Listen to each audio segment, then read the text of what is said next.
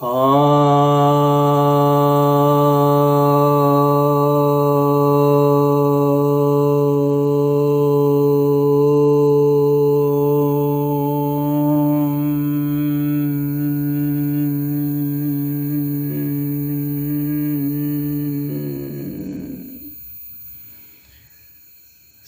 भक्तजनों को सप्रेम नमन। भक्तों, आज मैं आपकी जिज्ञासा का समाधान लेकर आया हूँ। एक जिज्ञासा ही है कि क्या आपको मणिपुर और हरियाणा की घटना से नहीं लगता कि देश दूसरे विभाजन की ओर बढ़ रहा है?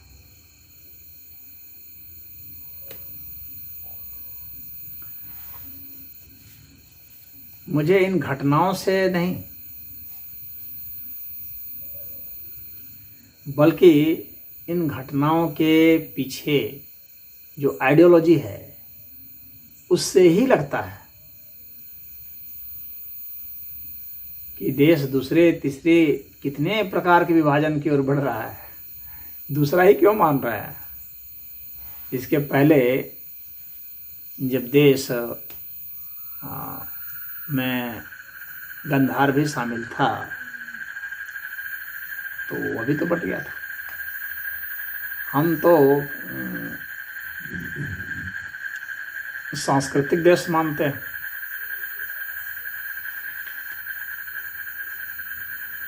जो सिद्धांत ये कह रहा है और रोज रोज कह रहा है, यह नहीं कि एक दिन कह रहा है, ग्रंथ में लिखा हुआ है, इससे अलग कोई नहीं मानेगा। जो मानेगा वो मारा जाएगा। जो यह कह रहा है कि एक अल्लाह है वही पूजनीय है और एक मोहम्मद है वही पैगंबर है, जो अंतिम पैगंबर है, इन दोनों की बात जो नहीं मानता है वो काफिर है, उसको मार दिया जाए।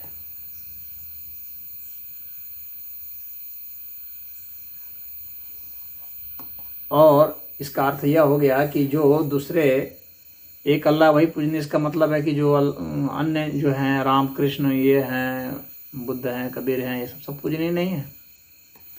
वह रोज कह रहा है, 5 बार कह रहा है, चिल्ला चिल्ला के कह रहा है, तो जाहिर सी बात है कि वह तो करेगा ही। इसके लिए हरियाणा की घटना कोई वो नहीं है। ये सब तो एक लक्षण है।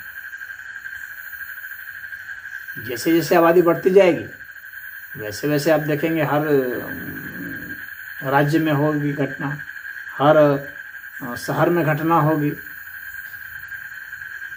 तो यह तो होगा और ये पूरे विश्व में हो रहा है। कोई यहाँ यह नहीं है, कोई आज से नहीं हो रहा है। जब से यह सिद्धांत है तब से हो रहा है, क्योंकि यहाँ सह अस्तित्व का कोई मामला ही नहीं है।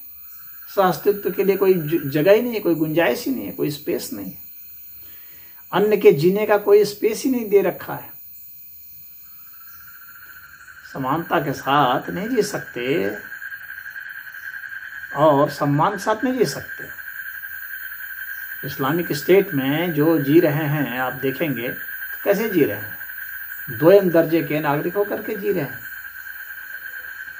कहीं उनको वोट देने का अधिकार नहीं दिया गया है, कहीं उनको उनके धर्म को प्रैक्टिस करने का अधिकार नहीं दिया गया है, कहीं उनको त्यौहार मनाना नहीं दिया जाता है, कहीं उनको पूजा करने नहीं दिया जाता है, तो कहीं उनके खान पान पर आपत्ति, पहनावे पर आपत्ति, हर तरह पर आपत्ति करेंगे और उनके घर पर हमला करेंगे, उनकी दुकानों पर हमला करेंगे। तो यह जो है, इसको हरियाणा की घटना को देख करके ही समझने की जरूरत नहीं है। बुद्धिमान होता है वह तो ग्रंथ में क्या लिखा हुआ है, क्या प्रैक्टिस किया जा रहा है, उसको देख करके समझ जाता है। उसके लिए हमें उदाहरण की कौन जरूरत है और उदाहरण की कौन कमी भी है। कोई ये पहली घटना और अंतिम घटना भी नहीं है। ये तो होते आ रहा है। मुंबई में इतने बड़े बड़े बम विस्फोट हो गए, इतने मारे गए। किस आधार पर मारे गए, क्यों मारे गए? इसलिए कि कह रहे हैं कि जो मुस्लिम नहीं है उसको हम लोग मारेंगे, जीने नहीं देंगे, बम फोड़ के मारेंगे। फ्रांस में हो गया घटना, देख लीजिए। तो कहाँ नहीं हो रहा है, अब उसकी प्रतिक्रिया भी हो रही है। तो ये जो है यह धार्मिक असहिष्णुता, इसको कुछ लोग कहता है, तो यह असहिष्णुता कहाँ से है? ये तो ग्रंथों से ना है। तो ग्रंथ को बदलो अगर इससे बचना है तो। अगर ग्रंथ नहीं बदलेगा तो यह नहीं बदलने वाला। तो ग्रंथ को बदलो या उन लोगों को बदलो जो इस तरह का मानने वाले हैं, उनके दिमाग को बदलो। दिमाग को बदलने के लिए उनको समझाओ बुझाओ, लेकिन समझाओगे बुझाओगे क्या? वो समझाने बुझने को तैयार भी नहीं है। जब कोई समझाएगा वो उल्टे उसको पीटेगा, वो मार देगा जान से। तो टेक्निक से समझाओ। टेक्निक क्या है भाई? उनके मस्तिष्क पर बाहर से कब्जा करके ही इसको समझा लो, तरंगों के माध्यम से उसके दिमाग के, क्योंकि ये मेमोरी बातें हैं, डिलीट कर लो। या तो टेक्नोलॉजी इतनी एडवांस हो जाए आपकी, कैसे समझा लो कि उसमें वो सब चीज़ों को हटा दो जो उनके स्मरण में। लेकिन इसके लिए बहुत हाई टेक्नोलॉजी चाहिए। अभी समाज उस स्तर तक पहुंचा नहीं, बड़े शोध चल रहा है। और फिर यह है कि उससे अलग हो जाओ, जिसको बंटवारा कहते हैं। तो अगर उसमें से एक भी बीज रह गया, जब भारत का 1947 में बंटवारा हो रहा था, उस समय डॉक्टर भीमराव अम्बेडकर ने कहा था कि जब धर्म के नाम पर बंटवारा हुआ है तो भारत में एक भी मुसलमान नहीं रहना चाहिए, सभी मुसलमान यहाँ से चले जाएं पाकिस्तान, और उधर के जो हिंदू हैं वो इधर आ जाए। लेकिन यहाँ पर कुछ लोग थे, वो कहने लगे नहीं नहीं ये रहेंगे, इनको रहने दिया जाए, भगाया नहीं जाए, ये उनका भी घर है। तो जब उनका भी घर है तो फिर बंटवारा क्यों कर रहे थे उसी नाम पर? और जब घर दे दिए, ये तो वही हुआ कि आपने जैसे दो भाई में हैं, 2-3 भाई हैं घर में, उनको एक सबको एक कमरा हिस्सा मिला, तो वो अपना कमरा में तो भाड़ा किराया लगा दिया है, और या अपने में भी रह रहा है, दूसरे में भी रह रहा है, तो दूसरे का हिस्सा तो बेकार हो गया ना। ये तो इसी तरह से हो गया।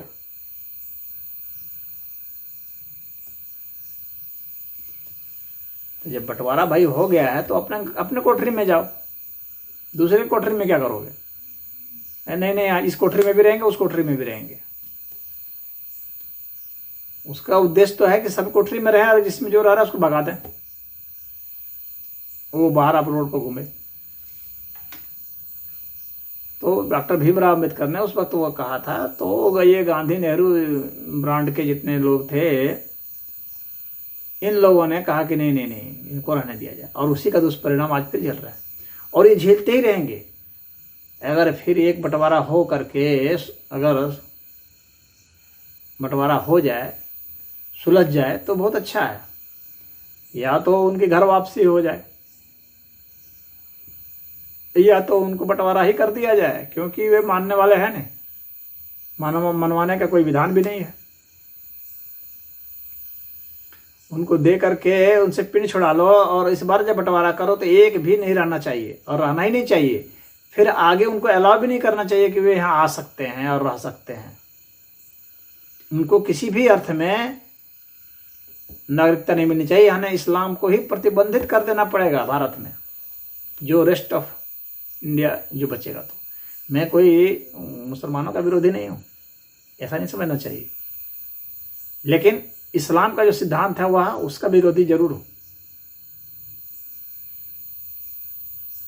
क्योंकि यह पूरे मानवता के लिए खतरा है। मानवता के लिए नहीं बल्कि जितने जीव जंतु हैं उनके लिए भी खतरा है, क्योंकि ये सबको मार के खाएंगे, और जब लड़ाई करेंगे, विध्वंस करेंगे, तो सबका विध्वंस होगा। भाई वह परमाणु बम फूटेगा तो खाली आदमी थोड़ी मरेगा, पक्षी भी मरेंगे, पेड़ भी झुलस जाएंगे, कीड़े मकोड़े सब मर जाएंगे। अब पूरे फ्रांस में, पूरे यूरोप में देखिए क्या हो रहा है, कुरान जलाया जा रहा है।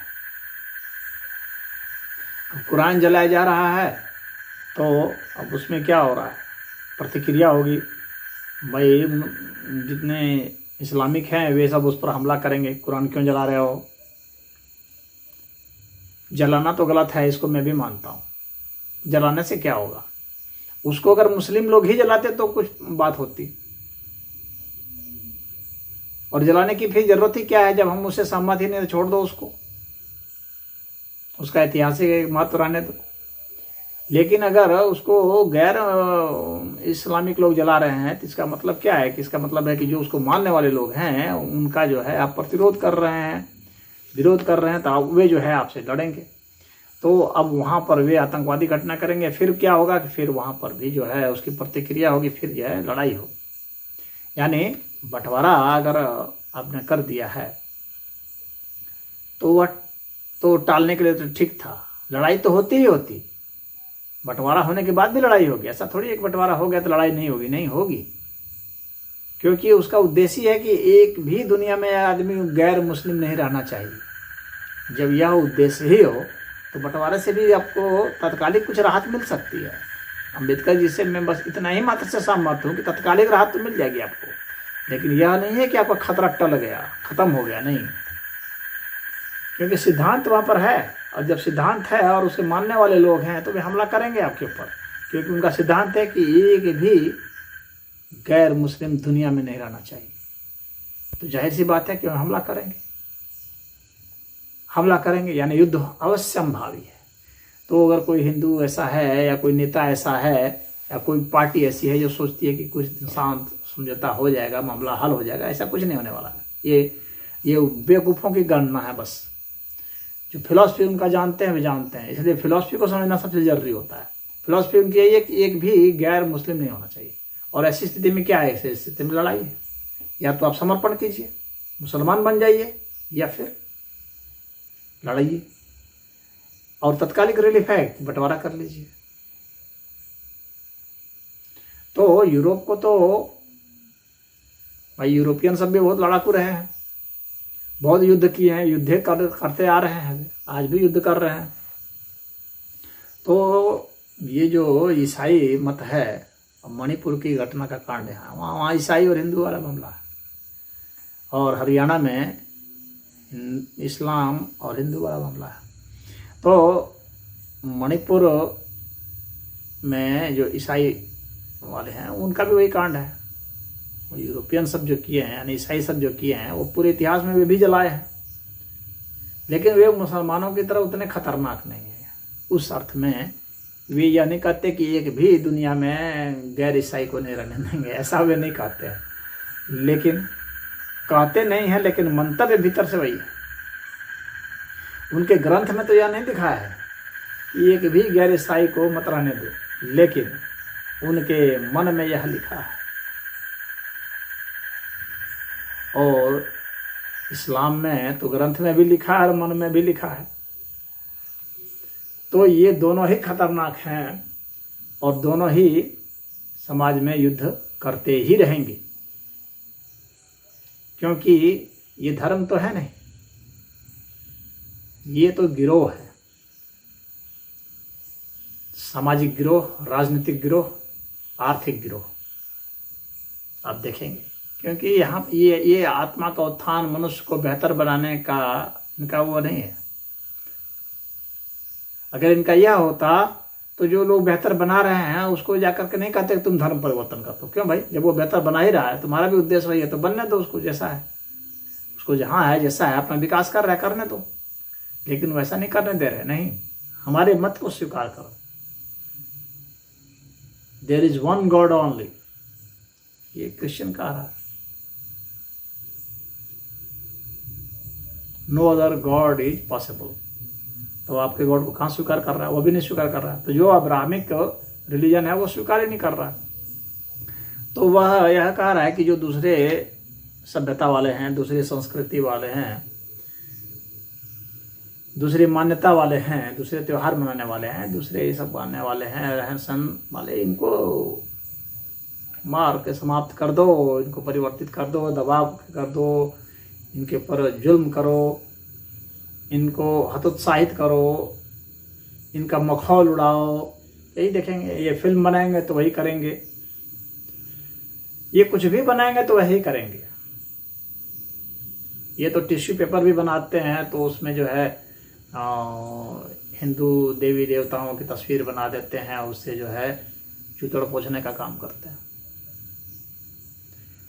सोचते हैं कि इसे अपमानित करेंगे, तो ये जलील करने का काम करते हैं। ये ईसाइयों का इस तरह का वो ड्रामा है।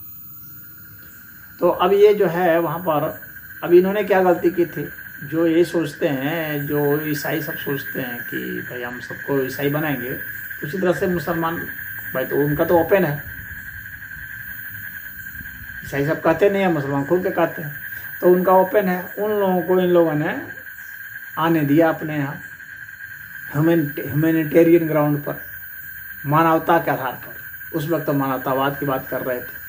जब घुस गए ये और जब इनकी संख्या बढ़ गई तो मानवता, इनकी मानवता तो है नहीं, है तो दानवता। तो अब ये जो है अब उसका दंश झेल रहे हैं। अब वहाँ पर युद्ध छिड़ गया है और यह युद्ध छिड़ा रहेगा।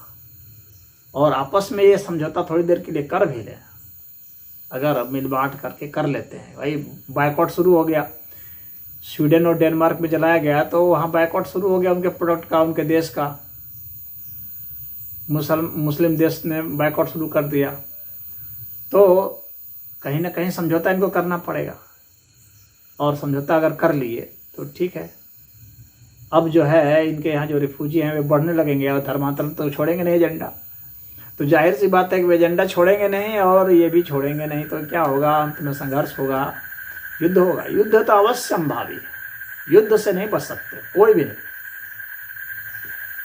क्योंकि इस्लाम ने युद्ध के सिवा कोई ऑप्शन ही नहीं दे रखा है।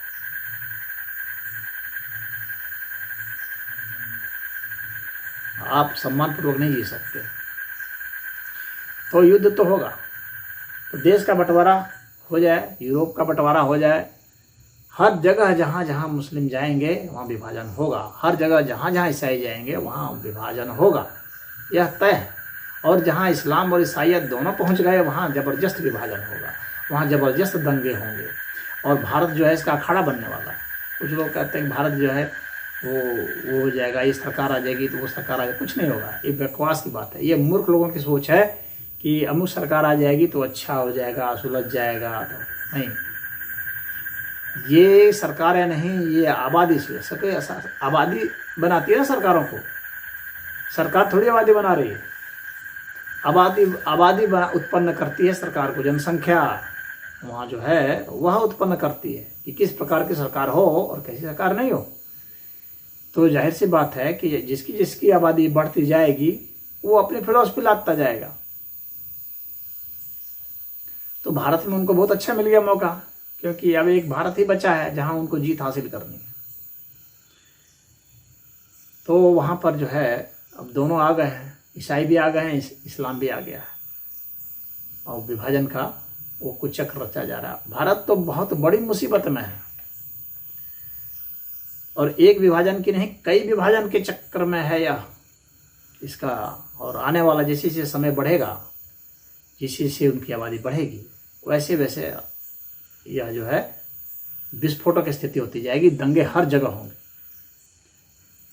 इसके लिए तैयार रहना चाहिए आपको हर जगह। अब तो इसमें मान लीजिए कि इसमें सिख और बौद्ध भी शामिल हो गए हैं, उनकी भी एक आबादी होगी, वो भी चाह रहे हैं कि भाई जो है हमारा देश अलग हो, खालिस्तान की मांग की जा रही। तो वो भी जहाँ से अब बुद्धि अपनी जो हो सकती है लगाएंगे।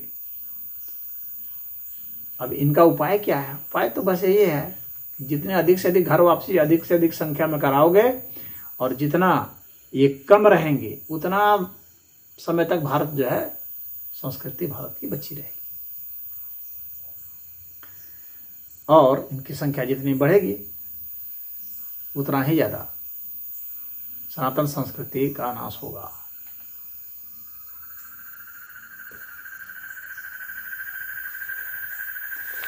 तो अब यह जो है भाई यहाँ पर ये हो गया, तो अब कुछ लोग कह रहे हैं कि भाई सरकार क्या कर रही है। सरकार क्या कर सकती है जी? अधिक से अधिक कुछ लोगों को जिसने तोड़ फोड़ किया, कैमरा वगैरह देख करके, सीसीटीवी कैमरे में भी तो कुछ नहीं आएगा, सब मुंह बांध करके और वो है पत्थर फेंक रहे हैं और गोली चला रहे हैं, मार रहे हैं, लूट रहे हैं, आग जला रहे हैं, तो उनका कैमरा से भी कहाँ पकड़ पाएंगे सबको। हाँ, कुछ जरूर पकड़ा जाएंगे, कुछ पकड़े भी गए हैं। तो पकड़े जाएंगे तो क्या होगा, पकड़ के क्या कर देंगे उनका, पकड़ करके कुछ धारा ही तो लगाएंगे।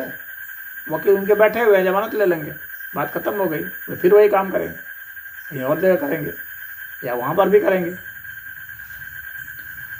तो इनकी फंडिंग आ रही है, इनको फंड दिए जा रहे हैं। तो आप इन सब लक्षणों का, इन सब का एक प्रिकॉशनरी मेजर्स ले सकते हैं कि भाई फंड को रोका जाए, ये सब जो है कानून कड़े बनाए जाएं।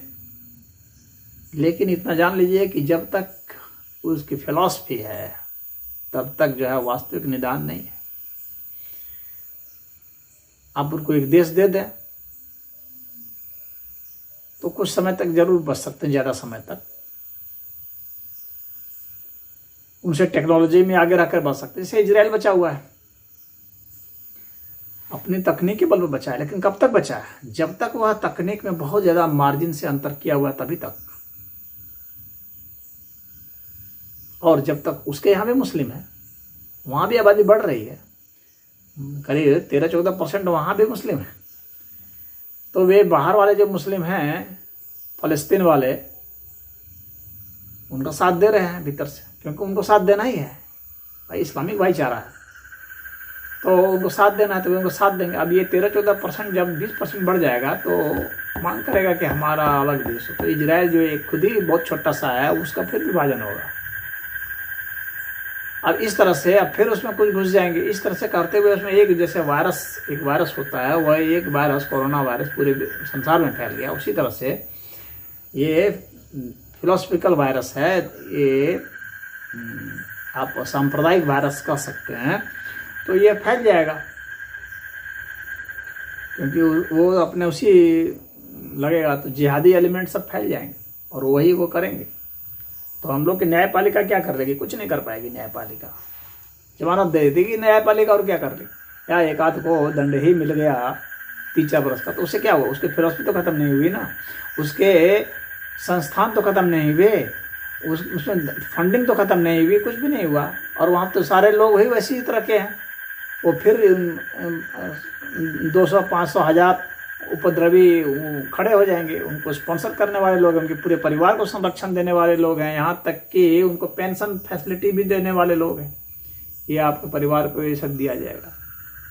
उनको डबल पेमेंट मिलता है। जैसे यहाँ से जो जाता है, काम करता है विदेश में कोई भी मुस्लिम का, तो वहाँ उसको बहुत ज़्यादा पेमेंट देते हैं। उसी काम के लिए जो गैर मुस्लिम है उसको उतना पेमेंट नहीं देंगे जितना कि उसको देंगे, और उसको उसका पेमेंट के लिए उतना देते हैं, और इस धर्म के बढ़ावे के लिए अलग पेमेंट देते हैं, ताकि ये सरकार की नज़र में नहीं आ पाए। उसका कारण यह है, क्योंकि ऐसे भेजेंगे तो सरकार पूछेगी भाई ये कहाँ से आया, किस लिए आया, हिसाब मांगेंगे। NGO के जरिए आएगा तो हिसाब वगैरह मांगते हैं। तो ये जो काम करने वाले हैं, इनके जरिए ही पैसा भेज देते हैं वे। अब सरकार क्या करेगी। तो कई तरीके के हथकंडे अपनाए जा रहे हैं। तो विभाजन की बात पूछ रहे हैं, तो विभाजन क्या, दूसरा विभाजन करने से भी आप बच जाएंगे क्या। विभाजन भी कर देंगे तो क्या होगा, फिर विभाजन कर दिए, ठीक है, दे दिए, तो विभाजन इस तरह से कीजिए कि एक भी मुसलमान नहीं रहने पाए, जो डॉक्टर भीमराव अम्बेडकर ने कहा था उसमें। और अभी जो कह रहे हैं विभाजन कर लेंगे, उससे फिर जो है वहाँ कुछ लोग आ जाएंगे, फिर कुछ मुस्लिम आ जाएंगे, फिर वे बढ़ाना शुरू कर देंगे, शादी ब्याह करना, धर्म परिवर्तन करना, लव जिहाद करना, ये सब करके फिर लैंड जिहाद वगैरह सब करके फिर बढ़ जाएंगे। फिर तीसरा विभाजन, चौथा विभाजन, इस तरह से करते करते आपको छोटा करते चले जाएंगे। 500 बरस में आपको ख़त्म कर देंगे, जीरो हो जाएंगे। और उनका एजेंडा जो है वो चल रहा है। तो उनकी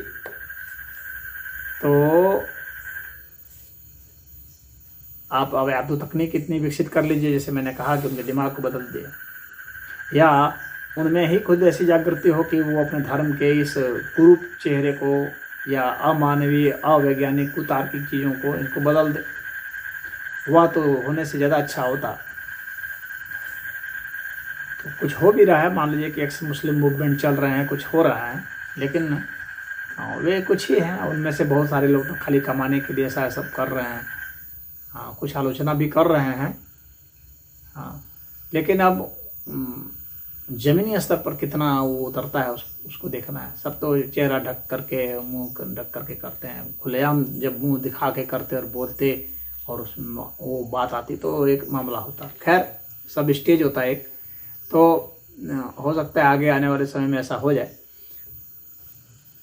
तो इस तरह से जो मैं आपके प्रश्न पर आता हूँ, वीडियो लंबा हो गया है, कि यहाँ की कानून व्यवस्था को भी धक्का मानते हैं, कुछ नहीं मानते हैं कानून व्यवस्था को। इस्लाम किसी कानून को नहीं मानता इस्लामी कानून के अलावा। आपका जो संविधान है उसको इस्लाम नहीं मानता, सीधी सी बात है। संविधान का प्रियम्बल में जो लिखा हुआ है उसको आप देख लेंगे तो उसको मुस्लिम नहीं मानते। किसी भी देश के संविधान को वे नहीं मानते। 100 बात की एक बात यही, ना वे इसको मानते हैं कि आप जो है भी पूजा पाठ करेंगे, तो ऐसा नहीं मानेंगे। आपकी मूर्तियों को तोड़ देंगे, आपके त्योहारों पर हमला करेंगे। तो ये सब तो संविधान में जो है सह अस्तित्व की बात को वे नहीं मानेंगे, कोई एग्जिस्टेंस में है ही नहीं। तो लिबर्टी, आज़ादी को वो नहीं मानते हैं। किसी की आज़ादी नहीं भाई, महिलाओं को आज़ादी थोड़ी देते हैं वे, अन्य को कोई आज़ादी थोड़ी देते हैं। ये थोड़ी देंगे कि आप बहस कीजिए। इस्लाम में मुसलमान को ही आज़ादी नहीं देता कि वो कुछ कर ले। वो के खिलाफ होगा जैसे ही इस्लामिक सिद्धांत के खिलाफ, तो पहले तो वही मारा जाएगा। तो वो जो है लिबर्टी में विश्वास ही नहीं करते। जाहिर सी बात है, इक्वलिटी में भी विश्वास नहीं करते, समानता में विश्वास नहीं करते वे। उनके सारे सिद्धांत जो है गैर जो है समानता है, तो विषम चीज़ों को ये मानते हैं, विषमता को मानते हैं, समता को नहीं मानते। वो ऐसा थोड़ी करते हैं कि औरतों को भी इतनी आज़ादी है या गैर मुसलमानों को भी उतनी आज़ादी है, वैसा वो नहीं मानते। तो आज़ादी और समानता उनमें है ही नहीं, तो संविधान को वो मानते कहाँ हैं? नहीं मानेंगे। संविधान के मूलभूत सिद्धांत से उनके मूलभूत सिद्धांत में बहुत अंतर है, बिल्कुल विरोधाभास है, बिल्कुल टक्कर है। और टक्कर है तो होगी, जहाँ जहाँ आबादी बढ़ेगी वहाँ टक्कर होगी। और उदाहरण सबसे अच्छा बांग्लादेश है। जब बांग्लादेश का निर्माण हुआ था तो उस वक्त बताया गया था, इंदिरा गांधी जी ने उस वक्त उसको एक धर्मनिरपेक्ष राज्य, धर्मनिरपेक्ष राष्ट्र बनवाया था, ये सोच करके कि भारत भी धर्मनिरपेक्ष रहेगा और ये भी रहेगा। वो ये नहीं जाने कि वो धर्मनिरपेक्ष राज्य है, वो तात्कालिक है, वो आपका सहयोग लेने के लिए ऐसा किया। तो सहयोग लेने के लिए तो भाई शेख मुजीब रहमान ने कर लिया, उसमें कुछ समय तक वे सब रहे। जब थोड़े से मजबूत हो गए, थोड़ा ठीक ठाक हो गए, जब आबादी थोड़ी बढ़ गई, हिंदुओं की आबादी उस वक्त 35% थी जब बांग्लादेश बना था। जब हिंदुओं की आबादी 35% से 25% हो गया, नहीं अब जो है, और मजबूत हो गए, पाकिस्तान से अलग हो गए, मान्यता भी मिल गई बहुत सारे देशों में। जब उनको मान्यता सब जगह से मिल गई, नहीं अब हम लोग जो है ना कोई सेकुलर मैकुलर नहीं रहेंगे। सेकुलर क्या होता है जी? बकवास होता है। इस्लामिक राष्ट्र हो गया बांग्लादेश, इस्लामिक राष्ट्र। भारत के कोई भी प्रधानमंत्री या भारत का कोई संविधान जो है बचा नहीं पाया, रोक नहीं पाया उसको। तो कहने का मेरा तात्पर्य इतना ही था कि युद्ध अवश्य संभव, युद्ध होगा और अंतिम फैसला युद्ध से ही होगा। हर व्यवस्था का अंतिम फैसला युद्ध से ही होता है, और यही समाज का वह है कि होगा, युद्ध हो रहा है पूरी दुनिया में। आप देखेंगे कि युद्ध का माहौल है, और ये सदैव होता आया है, युगों युगों से होता आया है, युगों युगों तक होता रहेगा। जब तक मनुष्य रहेगा युद्ध होगा, और उसका निर्णय जो है उसी से होगा। इसी के लिए जिसको सरवाइव करना है, जिसको जीना है, उसको युद्ध करना है, अन्यथा मिट जाना। हरि ओम।